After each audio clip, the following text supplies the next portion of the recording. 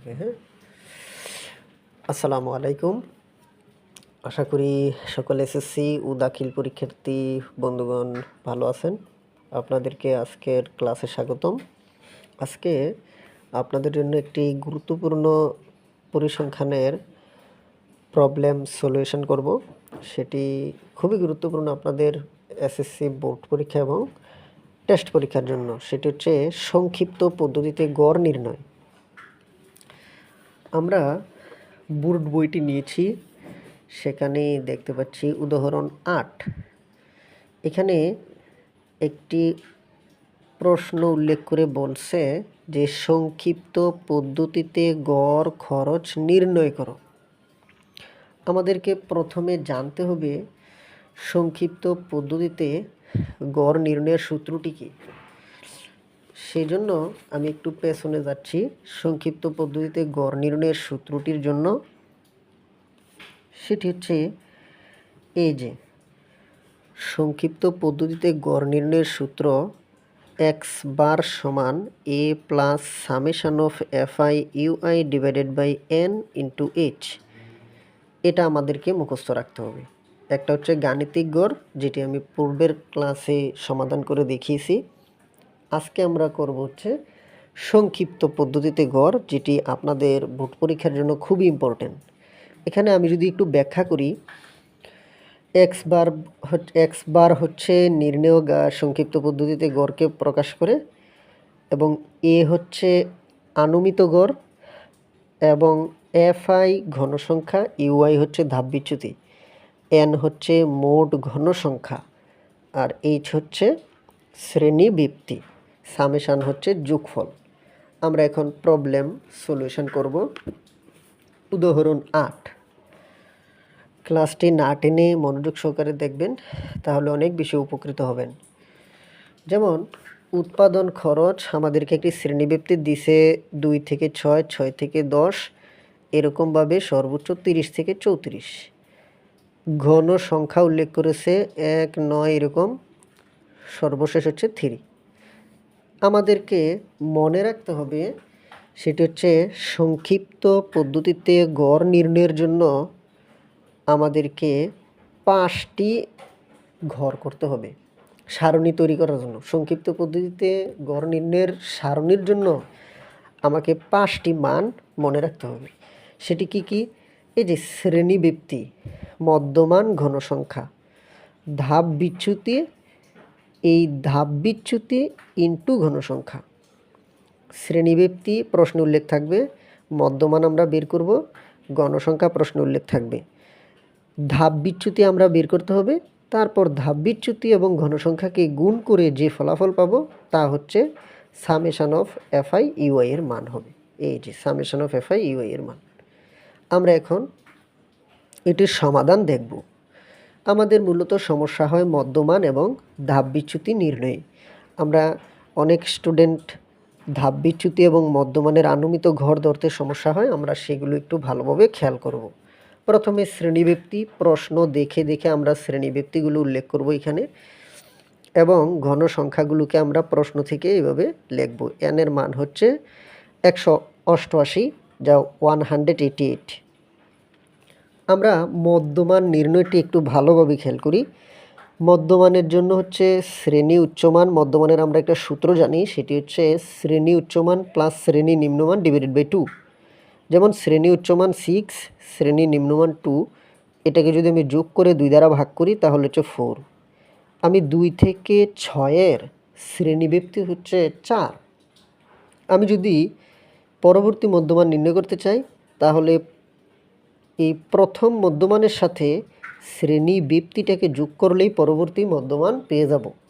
যেমন 4, শ্রেণী ব্যক্তি হচ্ছে 4, 8, 8 আর 4 12, 12 4 16, 16 4 20, এরকমভাবে সর্বশেষ যতটুক শ্রেণী ব্যক্তি থাকবে আমি ততটুক পর্যন্ত যে সংখ্যা, যে মধ্যমান পাবো তার পরবর্তী সংখ্যা নির্ণয়ের জন্য 4 করে শ্রেণী ব্যক্তি যোগ করে দেব, তাহলে হচ্ছে আমাদের মধ্যমান পেয়ে যাব। যেমন আমাদের কারো বিশ্বাস নাও হতে পারে, যেমন প্রথমটি 4, 4-এর সাথে আমি 4 যোগ করেছি, 8 হয়েছে। যেমন 2, 3, 4, 5, 6। 2 3 4 5 6 আমাদেরকে এভাবে গণলে হবে না, যেহেতু এই 2 থেকে 6 এবং এটার উচ্চ সীমা এটার নিম্ন সীমার সাথে মিলে, তাহলে আমাদেরকে 2 বাদ দিতে হবে।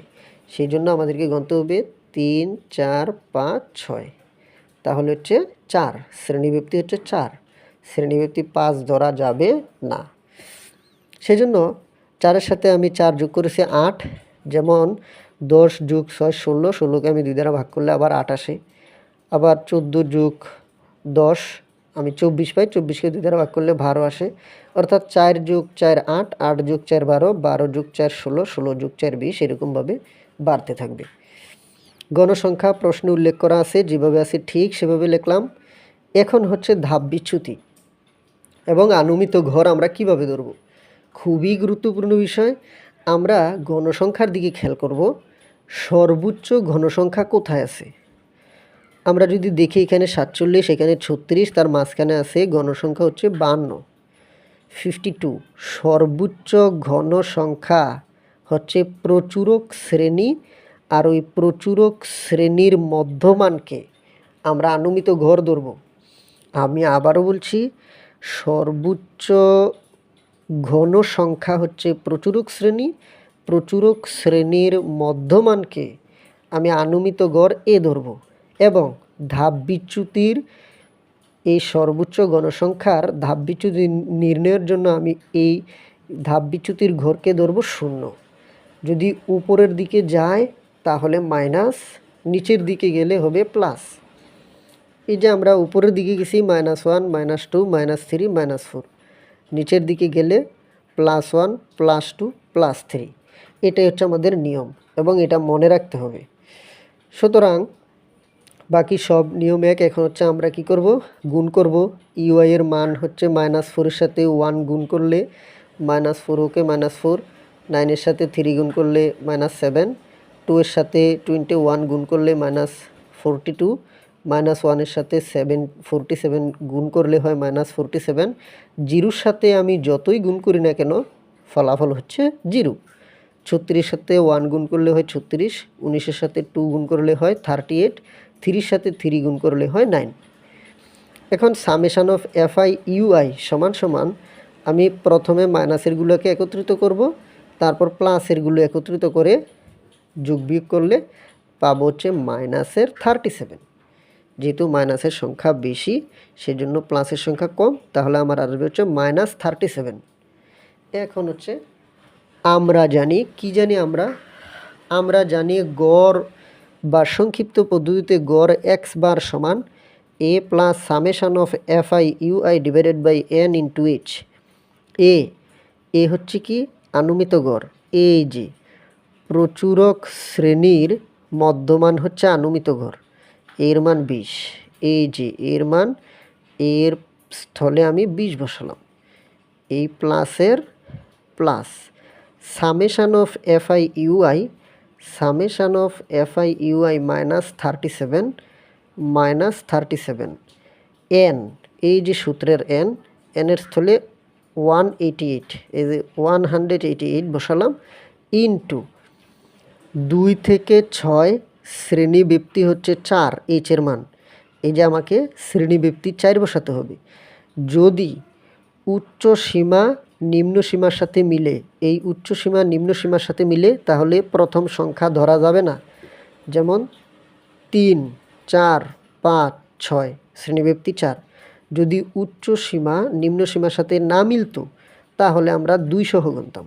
অতএব আমাদের এইচের মান হচ্ছে 4। এখন হচ্ছে আগে হচ্ছে আমাদের ভাগের কাজ করব, গুণের কাজ করব। আমরা হয় 4 দ্বারা এই 37কে গুণ করে তারপরেও ভাগ করতে পারি। ভাগ করলে হচ্ছে মাইনাসের 0.79 আসে। 20 থেকে এই -0.79 যদি আমি বাদ দিই 19.21। ক্যালকুলেটর দিয়ে আপনারা করে নেবেন, তাহলে খুব সহজে বুঝতে পারবেন। আশা করি অঙ্কটি বুঝতে পেরেছেন।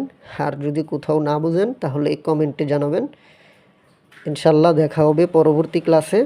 আর কোনো অধ্যায় সম্পর্কে যদি আপনাদের কোনো সমস্যা থাকে তাহলে সেটিও জানাবেন। আল্লাহ হাফেজ, আসসালামু আলাইকুম।